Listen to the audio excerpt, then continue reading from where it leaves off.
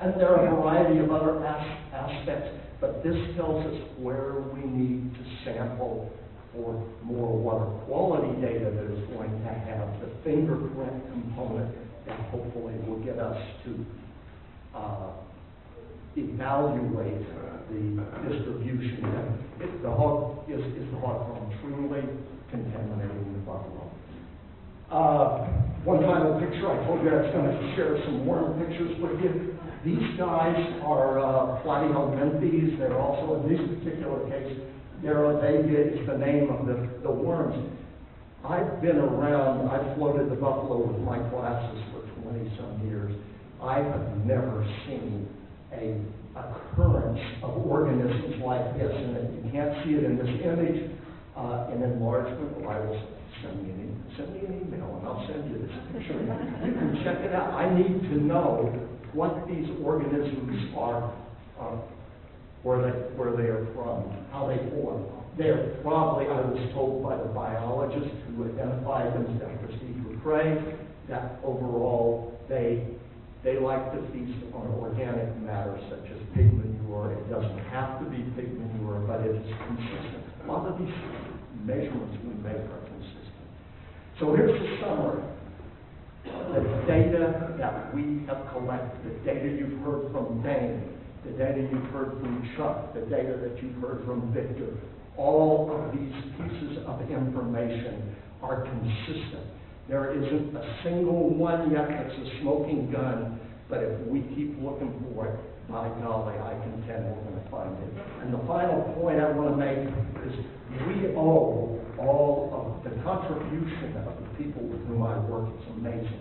They give their time, their money, their own fuel, go over to the buffalo, and it ain't a bad job, let me tell you. I don't find it so much. But these come from all over the place. Joe Ricks is a college professor, a man who worked for ADEQ and environmental consulting down in Little Rock. Teresa worked for NOAA, spectacular interaction. Here's Chuck and Chuck's wife, Carol, who gets us entry to these farmers whose lives have been severely disrupted. The cities themselves, the towns themselves, where capos go in, they're fractured. It's an us versus them mentality. Instead of sitting and talking together and trying to resolve and get to some meaningful answers, we just snipe at each other. Well, in any case, look at all the students and the people who donated, Don Nelms, the Ozark Society, the Buffalo River Alliance, private people. All of these people have made contributions, and everything contributes to the science. So thank you very much, and I'll be glad to.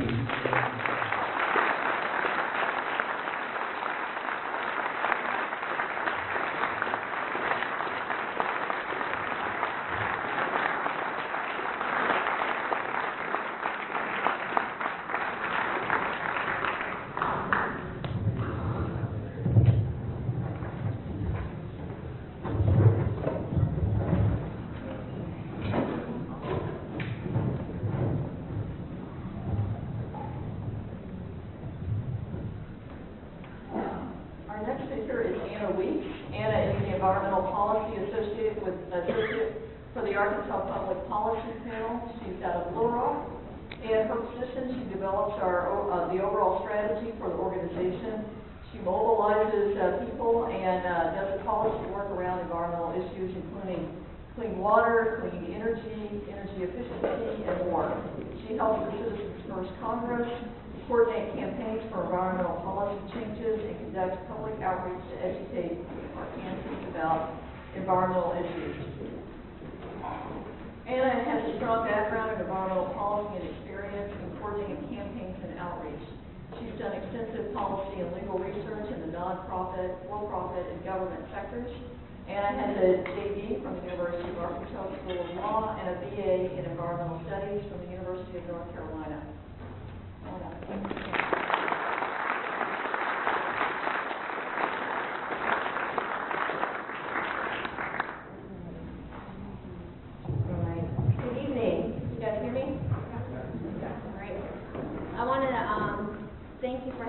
here, and I can't stress how important the science is that all of our presenters here have been working on, and to move forward in the legal and administrative and legislative areas, the science is really what we need to back us up. And I'm going to give a brief update on where we are really in the administrative and legislative process. And I know it's the end of the evening and administrative law lesson is what everybody's looking forward to. But I'll try to be quick. So there's two regulations, Dane touched on this, that governs the permitting process for CAFOs. And there are Regulation 5 and Regulation 6 with the Arkansas Pollution Control and Ecology Commission.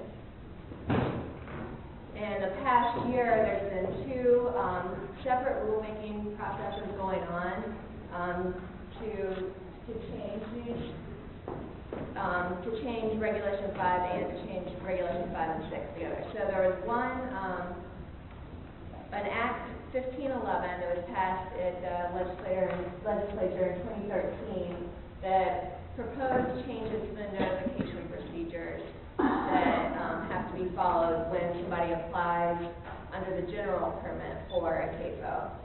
And this was brought up really to alleviate the issue that Dane touched on, that everybody was really surprised about this CAFO going in, and these changes would really help alleviate that. The other rulemaking is one that the Arkansas Public Policy has partnered with the Ozark Society on, and that is to ban any new medium and large flying CAFOs in the Buffalo watershed. So I'll talk about both of those a little bit and where we are. This is the administrative process for making any changes to the current regulations. And so first, you have to file a packet with the PSC. There's a petition. The Pollution Control and Ecology Commission has to initiate your petition, and then you can move forward with the public comment period. After that, it has to go through legislative review, which they just have to review it. They don't really have to approve it. And I'll touch on this a little bit later why that's important. And then it goes back to the Pollution Control and Ecology Commission for final adoption. So I'm going to first talk about the Act 1511 and the notification procedures. And that one has been adopted, it's gone through the rulemaking process and is currently in place. And so this was, it started about the same time as our rulemaking process in the spring, and what it does is to change the notification procedure. So before it was just published on ADQ's website, and now this will give the public greater notice. The committee that was created had, it's hard for me to read on here, so I have to turn around. It had representatives from each of these organizations, one from ADQ, one from the Ag Department, one from Farm Bureau, and then two appointees by the governor. And they came up with recommendations that were adopted in whole. There were some public comments that were presented to changes, and they were actually all in favor of these, but to increase the public notification was the only other comment. You having a hard time hearing? The new notification procedures, the new notification procedures require that notice be provided to property owners adjacent to the CAFOs. The county judge will also receive written notice. Mayors of any municipalities within 10 miles of the site will receive written notification, and any superintendent of schools in that area will also receive written notification. The Department of Environmental Quality will provide the contents for this notification, that it will have the location of the farm, the address, the name. It will also talk about the public comment period and how people can make a comment, where they need to submit their comments. who they should contact at the Department of Environmental Quality if they have any questions or want more information, and also how they can get on a list to receive electronic notification of any other notice of intents that are submitted. The applicant must also publish one time in the local paper of their circulation their intent to have the CAFO, and then they also are required to post a sign at the closest public road to where the CAFO is going to be located. There's I think a 2x3 sign. And then when they submit their notice of intent, they have to prove that they have met all these requirements. So this really should help the public be more aware of when one is going in, that we shouldn't have any slip under the rug with this in place. The other regulation change that we proposed, and this has not been adopted yet, and we are in the process right now, is to ban any new medium and large flying CAFOs in the Buffalo River watershed. And a lot of you probably know some of the background on this, and the medium and large was chosen that it's a federal number that is 750 or more swine that weigh 55 pounds or more, or 3,000 or more swine weighing less than 55 pounds. So these are large operations. CNH is the only one that has a general permit in the state currently. And so we feel like the Buffalo River, as has been stressed in the other presentations, is a special area of the state, and that there should not be any other hog farms placed there.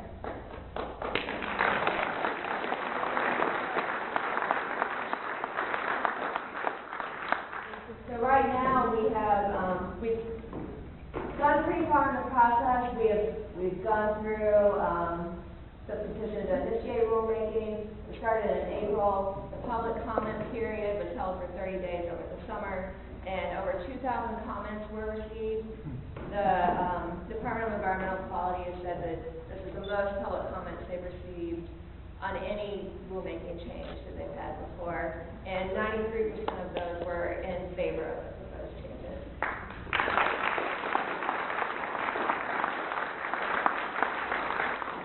We've got great bipartisan support on this.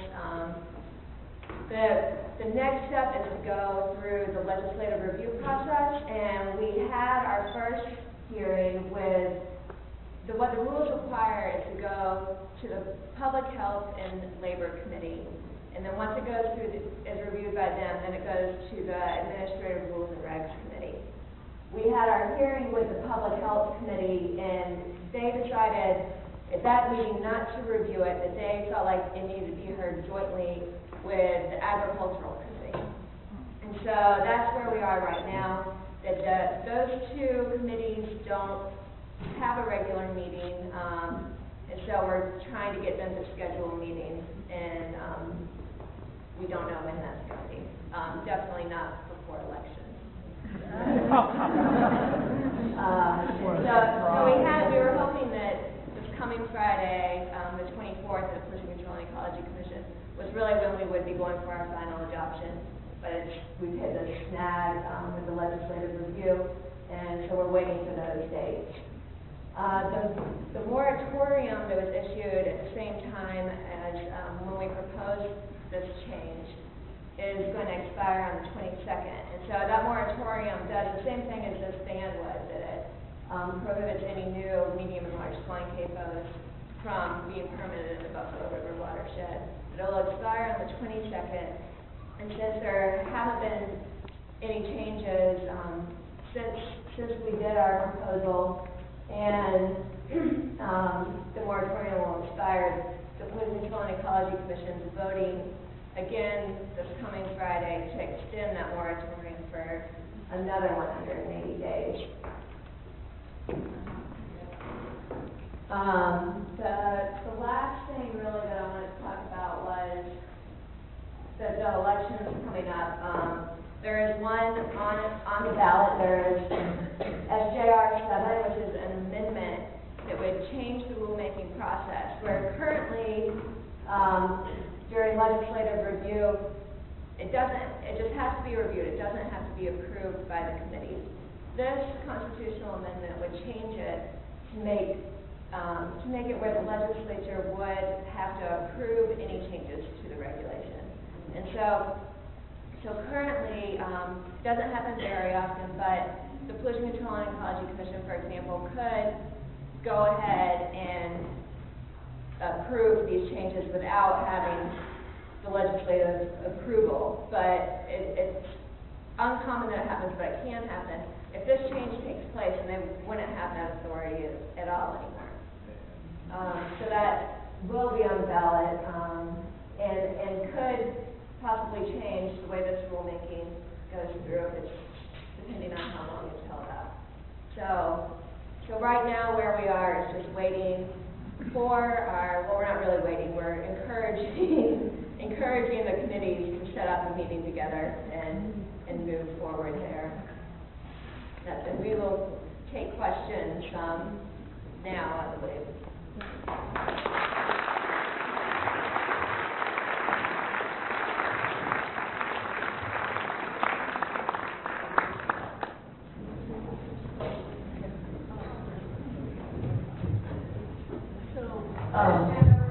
Panelists, if you all can come up here and we'll take a seat right here and we'll actually pass the mic around. And Alex, I noticed you have a question. If you could come up here to the mic and It's not a question.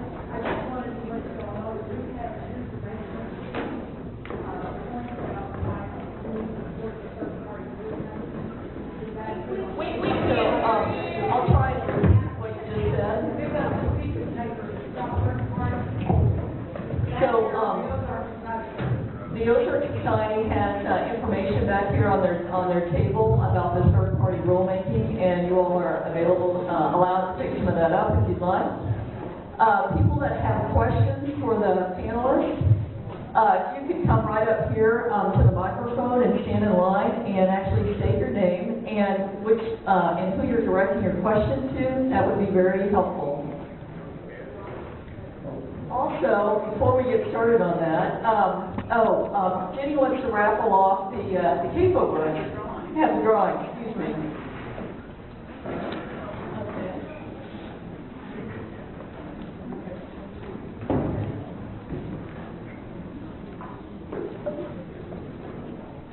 So, 130824. There should be a name on there. No, you gotta look at your number. 130824. Is that Tom Wilkerson? Woo! All right. Could you actually raise the lights? Whoever has control of the lights, could we turn those up a little bit?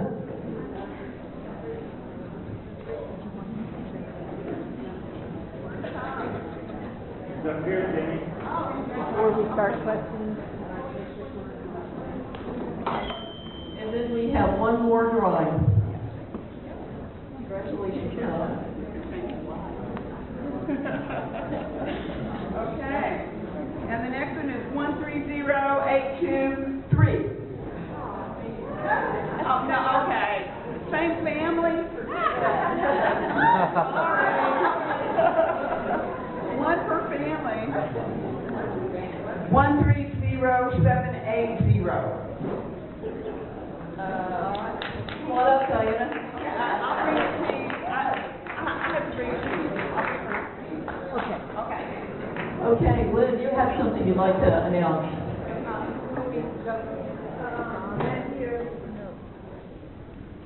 Before we go to the questions.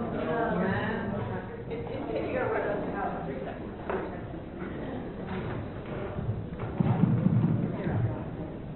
I'd like to ask people to, there are a couple of things that you can do tonight if you're interested in being more involved in this. One of them is if you haven't taken one of the Post-it notes that's over there and added a brief message about why this issue is important to you, we're going to take a picture of that and maybe blow up sections of it and send it to people to show that they're, how people feel about this in their own words.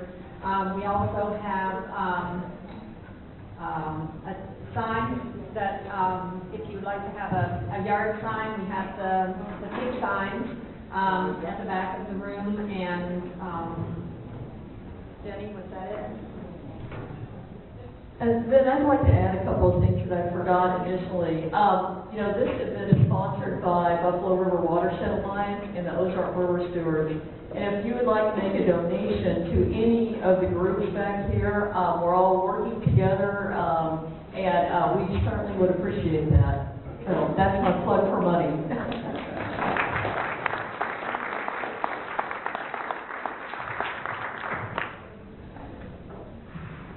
Hi, everybody. I'm Amy Wilson. I'm a resident of Fayetteville, and I'm glad to see everybody here tonight. Anna, this question is for Anna Weeks. You mentioned SJR 7 at the end of your talk, and I want to know how that's worded on the ballot to ensure that I vote for or against properly, because it seems to me that a lot of the ballot issues are worded in such a way to confuse the voter. And what I'm understanding is we want the procedure to stay the same as it is now, because right now something can pass and it doesn't have to go before the legislative committee before that agency, like the agency, Arkansas Department of Environmental Quality, can go ahead and put something into force, and now they can. So anyway, if you can ensure that I understand this. Thank you. Good to see you. You too. So, I'm not exactly sure how it's going to be, how it's going to be worded on the ballot, but, the one, I need to look at the sample ballot and see that. I think it's going to be you can vote for or against SJR7, and that it gives the legislature more authority over regulations that are currently housed with departments. And so, however you want to vote is up to you. If you want to vote for or against. So I'm going to vote against SJR7. Thanks, Anna. So Anna, will the Arkansas Public Policy Panel be sending out an email kind of informing people of the way the ballot is structured and that sort of thing? We currently have not taken any position or done any outreach on this issue. That it's a pretty esoteric issue that's been hard to explain. We don't have the capacity at this point to really do much outreach on it. And there hasn't been, as far as I can tell, there hasn't been anybody pushing for or against it. I've seen it in a couple of, I think Farm Bureau had it in their election outreach material, and that's the only place that I've seen it. So other than that, it's just really going to be word of mouth. We'll send out probably a little email about it, but we're not doing any major outreach on it. My name is Jeannie Perrin. I'm from Fayetteville. So I think we were encouraged by Judge Price's temporary ruling. But I don't really understand, I'm not sure we all understand what an injunction against the Farm Services Agency actually means. And also, who will be performing this new environmental assessment that he has asked for, also claiming that the original one was cursory, to say the least, given what the science that we've seen tonight. That's my first question, and this is obviously directed to Wayne. And the other is that Rule 5. Rule 5, was that a 1 year, just a 2012 rule that ADEC unilaterally implemented? It should show on your original, or your first. The first question, the injunction would be to stop the farm enjoying the loan guarantee, so that they would have to, I guess the loan construction that was made, they would stop getting any funding or have a loan. We stopped the loan guarantees on it. Does that make sense? That would be the injunction, but because it's not a temporary, but it's not a final order. Right. So we really don't know, and my coalition members can correct me if they're listening to me here, but it's not a final order yet. And so we don't know what that means exactly. I wish I had a better answer for you, but we don't know what that means. The order the plaintiff and the defendant to submit briefs, and I think he gave some latitude there for our attorneys to present our arguments of what does that look like to us.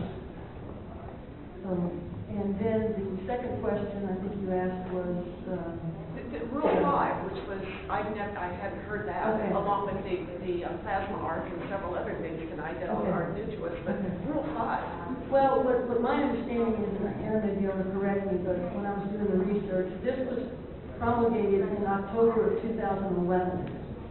And I believe that the General 6 permit came down because as a result of the lawsuits, it might have been between water keepers, but it was in 2008 that the federal government allowed states to take on a general permit process, which is the National Pollutant Discharge Elimination System. And so it gave the states a choice to choose the general permit, or they could use the state permit. The Reg 5 is what is being used to regulate liquid waste, the Regulation 5.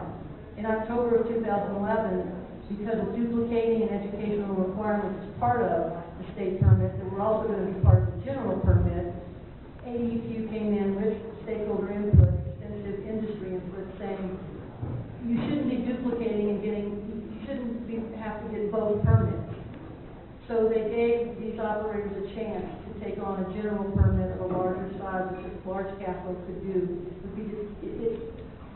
Instead of being regulated by a Reg 5 liquid waste, they were able to choose the general permit. And that was implemented, AEQ implemented that in June of 2012. Don't know if that makes sense. Yeah. Okay. Yeah, I think the frightening part of what you said was, with large industry support. Yes. Get it. Well, I guess most of what I have to say is in the form of a comment, but, anyone wants to respond. And I do want to say that, I don't want to diminish any surrounding state. I do believe it's the most important ecological area probably for hundreds of miles and in every direction, if you really want to get down to it.